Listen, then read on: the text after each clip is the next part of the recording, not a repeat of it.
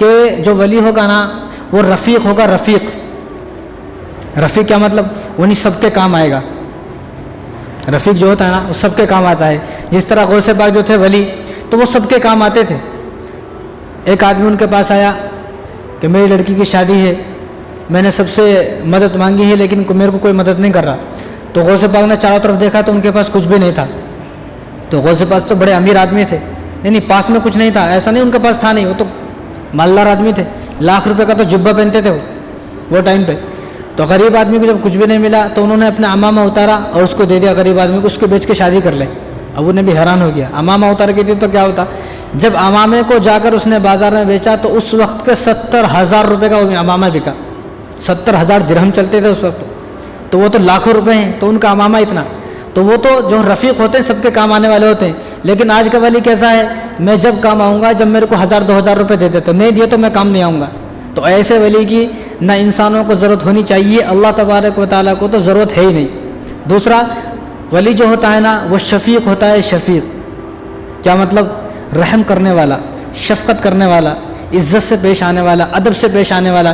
یہاں تو کوئی آدمی اگر کسی نے دعویٰ کر دیا میں ولی ہوں اور وہ ہماری دکان پہ آیا, اس کو 10 روپے دے دیا, تو انہیں کیا بولتا؟ میرے کو 100 روپے دیو, 100, ورنہ میں بد دعا کر دیتا ہوں تو دکان برباد ہو جاتی. او بھائی یہ کیسا ولی ہے جو بد دعا کر دیتا؟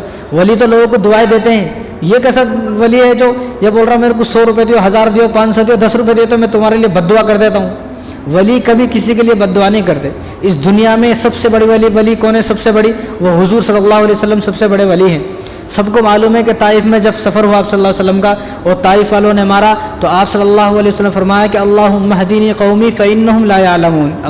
حضور نے یہ نہیں کہا اللہ ان کو برباد کر دو, حضور نے فرمایا کہ اللہ ان کو ہدایت دے, یہ مجھے پہچانتے نہیں ہے, میں ان کے لیے بد دعا نہیں کرتا. تو حضور نے ان کے لیے بد دعا نہیں کی.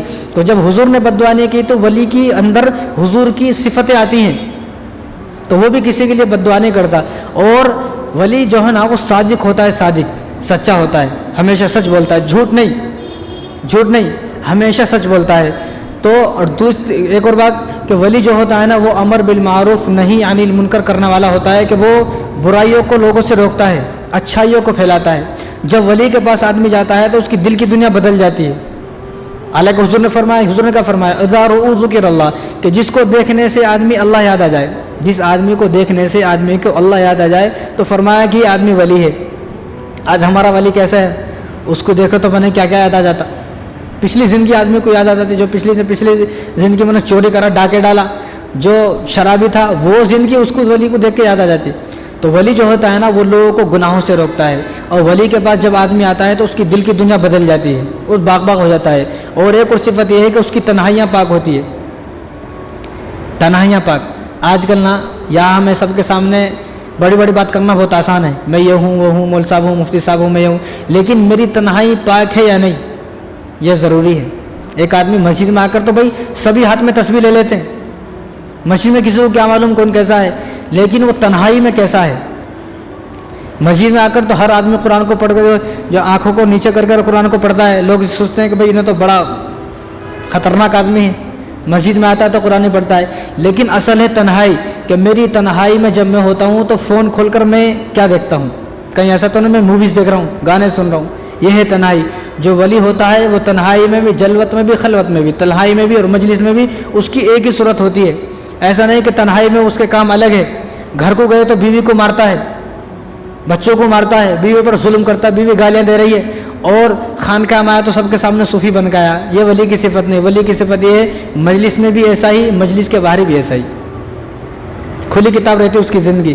اور ولی جو ہوتا ہے نا وہ سخی ہوتا ہے, جو بھی آتا ہے چاہے دعاؤں سے چاہے کسی بھی طریقے سے آدمی کی تعاون کرتا ہے. پیسے نہیں ہے تو دعا دیتا ہے, اب اس کی دعاؤں سے اللہ تبارک و تعالیٰ اس کی تقدیر کو بدل دیتے ہیں. اور ولی جو ہوتا ہے نا وہ غفار ہوتا ہے اور معاف کرنے والا, لوگوں کو معاف کر دیتا ہے. آج کل کے ہمارے ولی کیسے ولی ہے لیکن اس کے بازو والے سے لڑائی ہے, کہیں کو وہ جو پانی کی نالی جا رہی نا وہ نالی کے اوپر لڑائی ہے, پانی کے اوپر لڑائی ہو جاتی, بھائی کل میں بھرا تھا پانی, آج میں بھرنے کا ہے, کل تم بھرے تھے نا.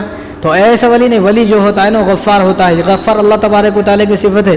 تو اللہ تبارک و تعالیٰ کی یہ صفت اس کے اندر موجود ہوتی ہے, لوگوں کو معاف کرتا ہے.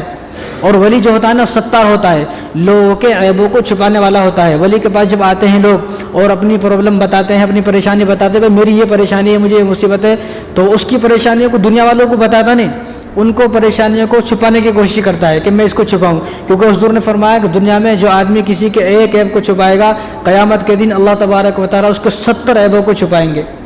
تو اب ہمیں یہ کوشش کرنی چاہیے کہ اگر ہمیں اللہ تبارک و تعالیٰ جو ہمارے گناہ ہیں ان کو چھپا لے، تو ہمیں چاہیے کہ ہم اپنے دوست کی، اپنے بھائی کی، اپنے مسلمان بھائی کی غلطیوں کو چھپائیں۔ کسی کو غلطی دیکھ لی اس کو چھپائیں، دل میں رکھیں، کسی کو بتائیں نا، تو ایک غلطی چھپائے تو اللہ تبارک و تعالیٰ اس کی 70 غلطیوں کو چھپائیں گے۔